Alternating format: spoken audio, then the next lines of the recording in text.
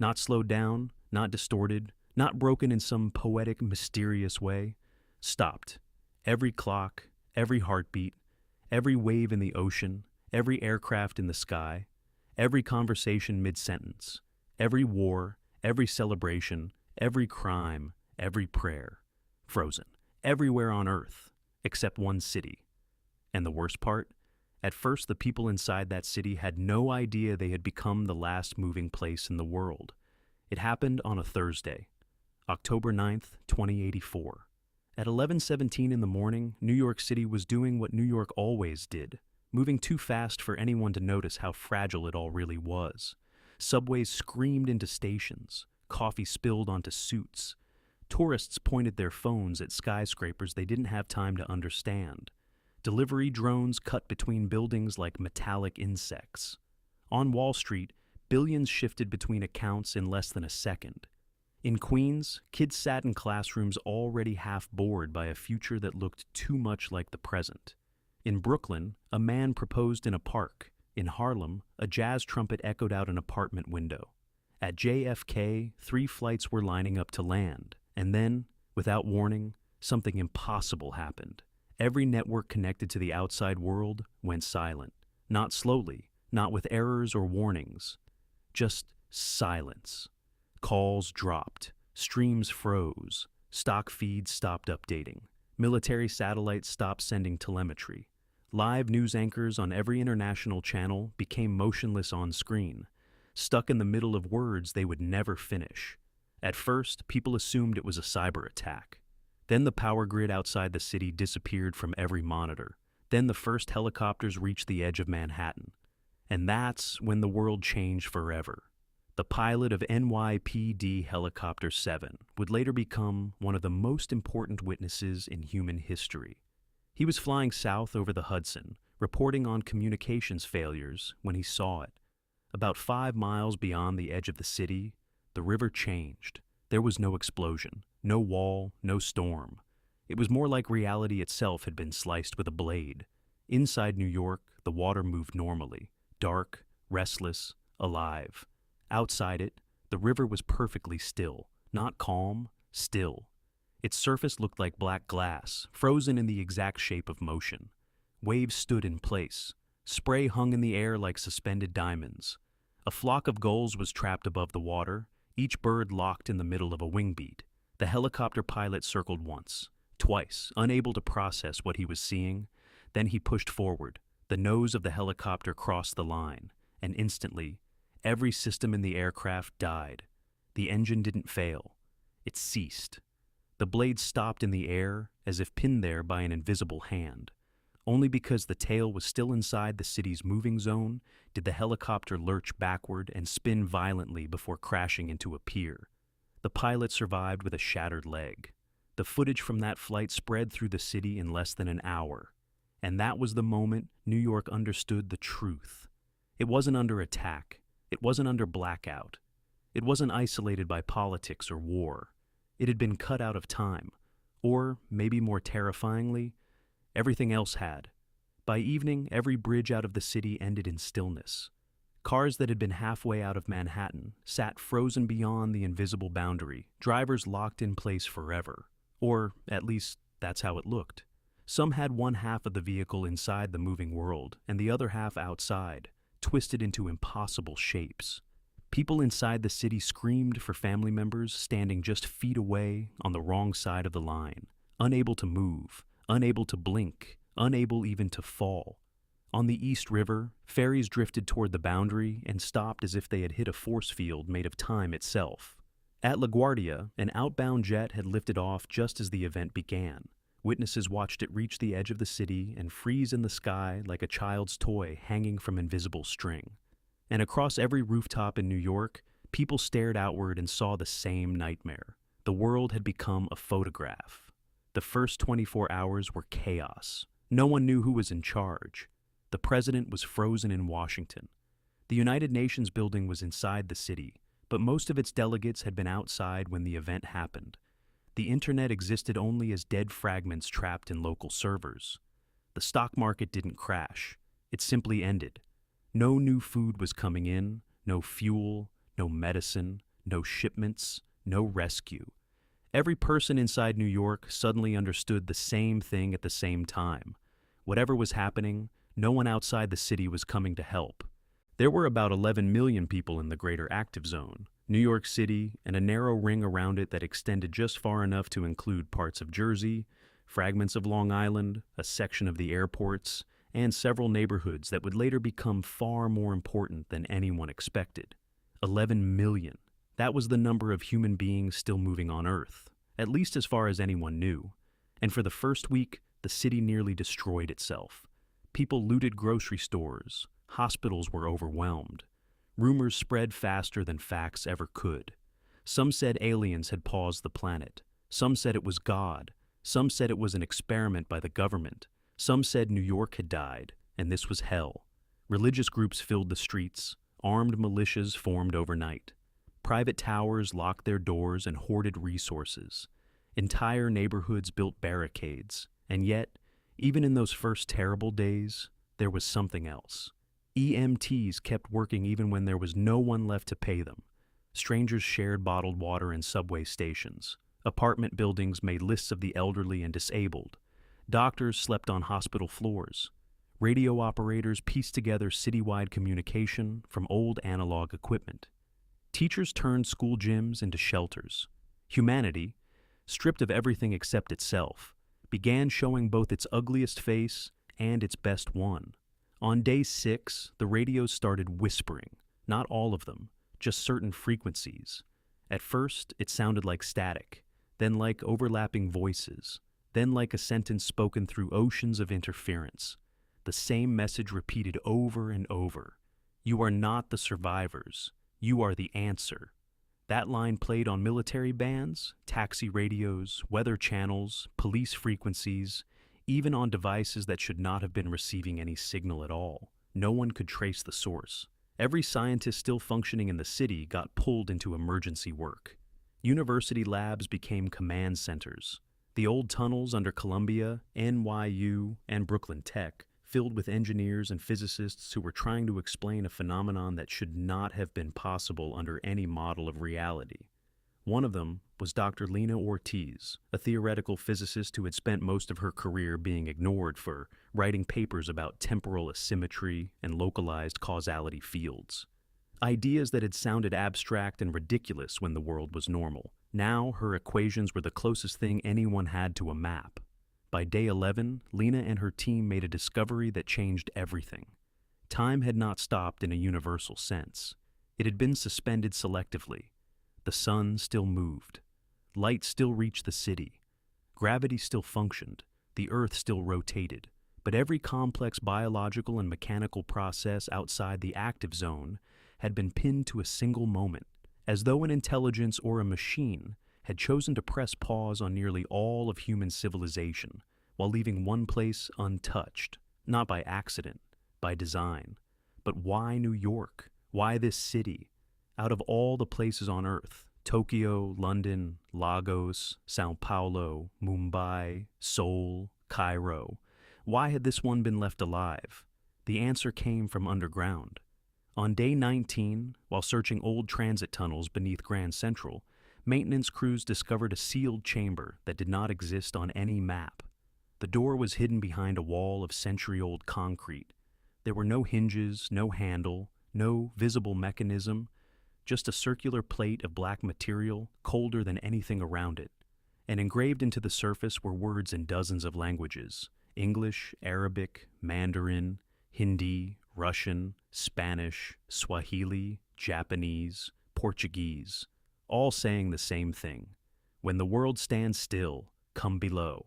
The chamber opened only when Lena placed her hand against it.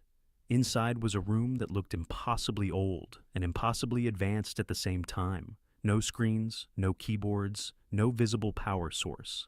At the center stood a tall structure shaped like an unfinished ring, made from a dark metallic material that seemed to absorb light instead of reflect it. Thin lines of pale gold pulsed inside it, not like electricity, but like thought. And when the people in that room stepped close, the structure turned on. A voice filled the chamber, calm, human, genderless, not synthetic exactly, but not alive either. If you are hearing this, the stillness has already begun. Nobody moved, the voice continued. The world has not ended, it has been held. One city was left outside suspension, so that humanity could be measured in motion, not in theory.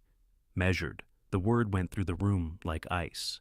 You call this place New York. We chose it because it is dense with contradiction, wealth and hunger, beauty and violence, memory and ambition. Languages from every continent, faith and disbelief. This city contains enough of humanity to judge the rest. One of the engineers whispered, "Judge?" The voice answered as if it had heard him. "Yes, judge." Then it explained. The machine beneath the city had been built by humans, not by the government, not by some hidden elite, by humanity itself. But not in their time, in the far future. According to the message, sometime centuries ahead, humanity had learned to manipulate local causality, not full-time travel, but enough to interfere with sequence, probability, and history. At first, it had been used for medicine, climate repair, disaster prevention. Then it became a weapon. Nations didn't just threaten each other with bombs anymore. They threatened each other with altered outcomes, deleted days, collapsed decisions. Wars fought not over territory, but over which version of reality would survive. The future civilization that sent the message did not survive that age intact. Before it collapsed, it made one final calculation. The only way to save humanity from becoming a species that eventually destroyed both its future and its past was to interrupt the chain much earlier, to stop the world, and ask one question, not to governments, not to armies, to ordinary people. What do humans become when they are the last humans who still have time? The room went silent. Then the voice gave the rules. The stillness would remain for 1 year. During that year, the city would be watched, not by cameras, but by systems buried inside the machine, systems measuring collective behavior, distribution of resources, violence, cooperation, sacrifice, truthfulness, and what it called civilizational intent. If the city descended fully into domination, tribal collapse, cruelty, and selfish survival, time would never restart. The rest of the world would remain frozen forever. New York would be all that was left of moving humanity until it starved, aged, and vanished. But if the city chose something better, something wiser, then the stillness could end. The world would resume at the exact instant it had been paused. No one outside the city would know time had passed. For them, it would be as if no interruption had ever occurred. Only New York would remember the year when the earth stood still. And then came the final condition.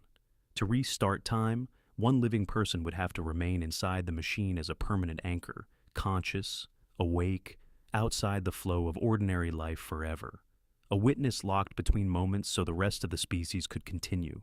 No applause, no statue, no history books. Because once time restarted, no one outside the city would even know there had been anything to save. Humanity's future would depend on a sacrifice the world would never see. That message was broadcast across the city that night. And for the first time since the stillness began, New York didn't erupt into panic. It went quiet, because suddenly the city understood what it really was. Not the last city, the test city. The following months became the strangest period in human history. Without global supply chains, luxury vanished first, then convenience, then certainty. Skyscrapers stopped meaning status and became storage, housing, gardens, water towers. Private penthouses were converted into medical wards. Office districts turned into ration centers. Parks became farmland. Rooftops became solar fields. Churches became kitchens. Libraries became schools again. Not because everyone turned noble overnight. Far from it. There were gangs. There were warlords. There were neighborhoods that refused cooperation. There were black markets and riots and murders. There were rich people who tried to buy safety in a world where money had become paper. But there were also millions of choices made in the opposite direction. Firefighters who refused to protect only the wealthy districts. Engineers who kept water pumping into neighborhoods that couldn't repay them. Teenagers who biked medicine across boroughs during winter.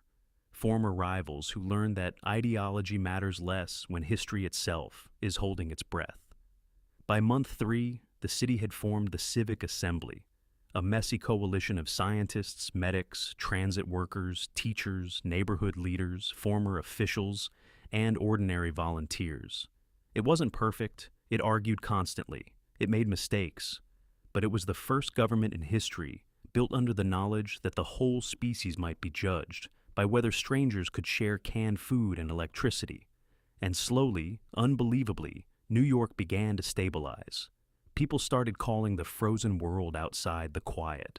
Children born during the stillness grew up seeing the edge of time as a real thing, a line at the horizon where smoke did not move and clouds did not drift. School lessons included mathematics, agriculture, conflict de-escalation, mechanical repair, and something called historical humility. Because if the city had learned one thing, it was this. Human civilization had always behaved as if tomorrow was guaranteed. Now tomorrow had to be earned. But the quiet was not completely silent. Sometimes, at night, voices came from it. Not words at first, just impressions, crowds, traffic, rain. Echoes of lives paused a single second away. Lena believed the boundary wasn't perfect. Tiny leaks of causality were slipping through from the frozen world, like pressure through cracks in glass. Then, in month 8, the leaks became clearer. On a rooftop radio array in the Bronx, operators captured something no one expected, a signal from outside the year, not from the frozen present, from the future. It was fragmented, broken, almost impossible to decode, but one phrase came through intact. Do not ask whether the city can survive. Ask whether it deserves to reopen the world. That sentence divided New York more than anything before it, because survival was one thing. Deserving to restart humanity was another. What if they failed? What if the future had sent the stillness because humanity was too dangerous to continue? What if reopening the world only guaranteed a larger catastrophe later? For the first time, a serious movement rose inside the city arguing that time should remain stopped forever. They were called the Holders. Their logic was brutal, but not insane. Outside the city, nearly 8 billion people were frozen painlessly, harmlessly, permanently safe from war, famine, climate collapse, and the future horrors that the message had described. Inside the city, 11 million people still had agency. If those 11 million eventually built something wiser, maybe humanity could continue in a smaller, gentler form. Why wake the old world at all? Why release the machine of history again? The Holders gained followers, especially after the Black Winter. That was what people later called the January, when fuel reserves fell lower than expected, and a brutal cold wave hit the city. Thousands died. Power became precious. Neighborhoods fought over generators. The assembly nearly fractured. And for the first time, Lena herself began to fear that the city might fail the test after all. Because noble speeches are easy in autumn. Civilization is measured in January. The turning point came from somewhere unexpected. Not from a politician. Not from a scientist, not from the machine, from a subway station. In the deepest part of Lower Manhattan, Station 14 had become one of the city's largest shelters. Families slept in old platforms. Volunteers cooked from salvaged stores. Artists painted murals on cracked tile to give children something other than concrete to look at. One evening, during a citywide debate over whether to restart time at all, a 12-year-old girl named Amara stood up in front of the shelter radio and said something that spread everywhere by morning. She said, "Everyone keeps talking about whether people deserve more time, but the people outside didn't do anything today. They didn't get a chance.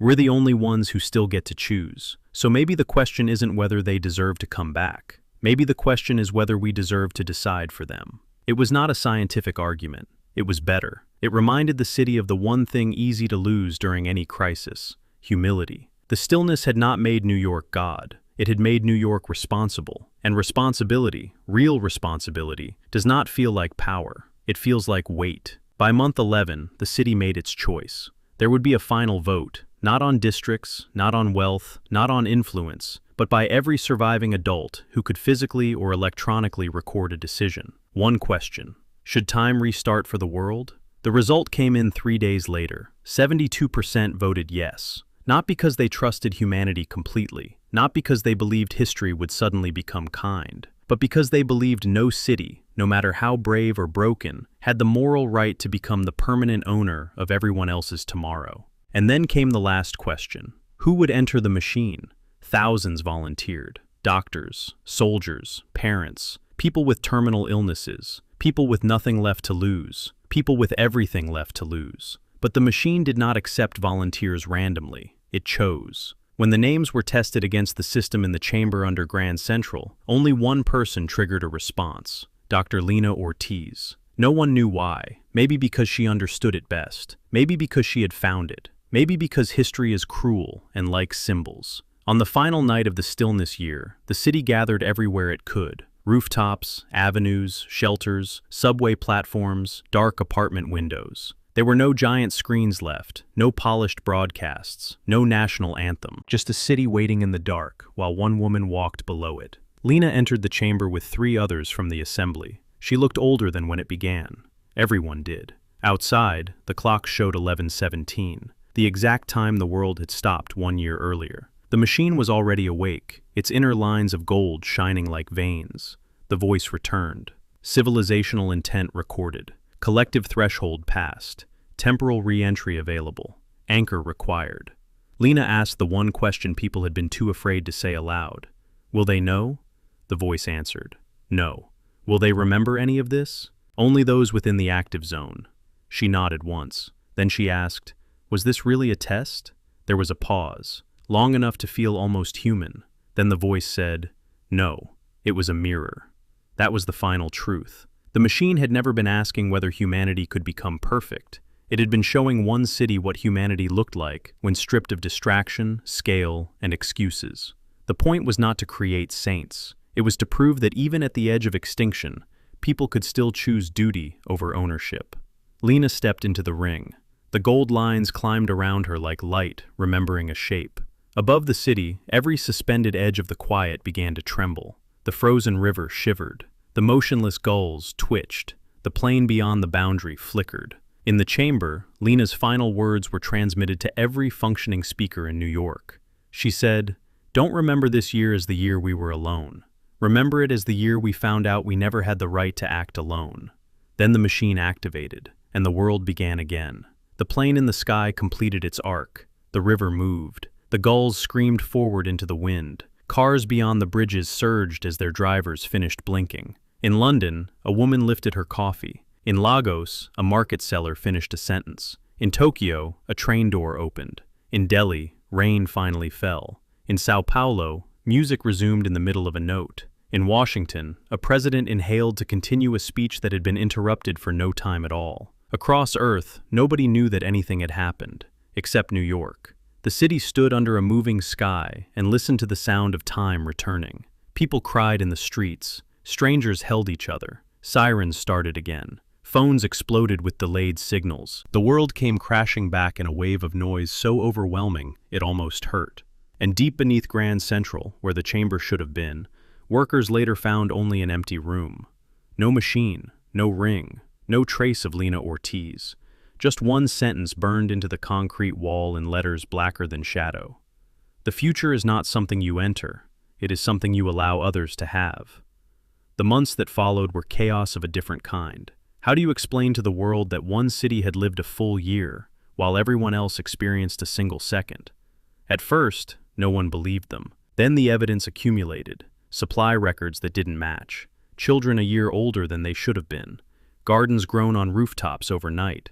Physical and psychological changes in millions of people that could not be faked on that scale. Scientists called it impossible. Governments called it a security crisis. Religious leaders called it revelation. The rest of the world called New York something else, the remembering city. But the strangest effect came later. The people who had lived through the stillness found they could no longer tolerate the old speed of civilization.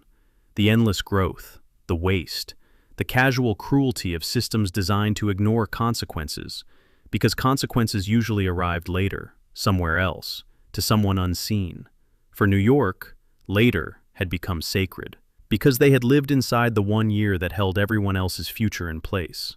And once you've carried that, even for a while, normal ambition starts to feel childish. The city changed laws. Then other cities copied them. Resource planning became long-term. Infrastructure became less about profit and more about resilience. Education changed. Politics changed. Not perfectly. Never perfectly. Humanity did not become wise overnight. but it became harder to pretend that time was free. And every year, on October 9th, at 11:17 in the morning, the city fell silent for exactly 60 seconds. No traffic horns, no music, no speeches, just stillness. Not to celebrate survival, to remember responsibility. Because somewhere, in a room that no longer existed, one person had stayed behind so the rest of the species could keep making mistakes, keep trying, keep failing, keep improving, keep becoming something more than the worst thing it had ever been. And maybe that is the most terrifying part of this story. Not that time stopped, not that one city was left awake while the world became a statue, but that when humanity was finally stripped down to one place, 1 year, and one impossible choice, it was not saved by power, not by weapons, not by wealth, not by technology alone. It was saved by people deciding that the future did not belong to whoever could seize it. It belonged to whoever was willing to give it back. So what if in the future, time really did stop everywhere except one city? Maybe the scariest question wouldn't be how the world froze.